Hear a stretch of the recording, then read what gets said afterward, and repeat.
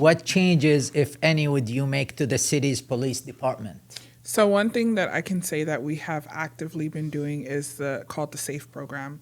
And that is pretty much if somebody does not feel safe or if they are in fear, they can call the SAFE officers and they can make their rounds or what have you.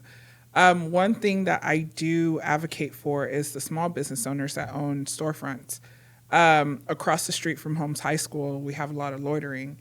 And one thing that I can't stand is that the kids took it upon themselves to get vape pens and, just indulging in that type of activity or weed.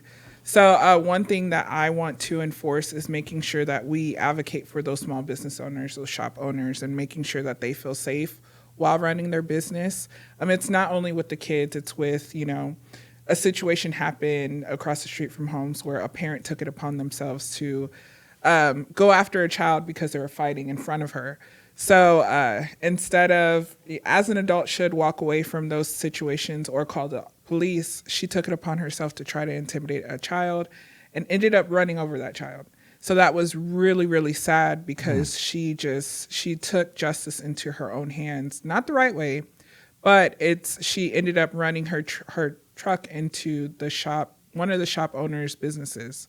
So all their front of their storefront was just caved in with a lot of hot mess because she ran over the child. However, it's advocating for those small businesses, making sure that they're heard, making sure that we have enough officers. I know somebody stated that they got 300 plus officers, but how long did they stay in the force?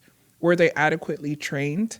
And that's another thing, training. We need to make sure that we're supplying the training, especially for mental health awareness when it comes to going out to a call, making sure that the officer just doesn't engage and feels it upon themselves to just arrest and escalate the situation. We need de-escalation at its finest in San Antonio. So that's one thing that I want to push is making sure that these officers are adequately trained and making sure that we advocate for those small business owners.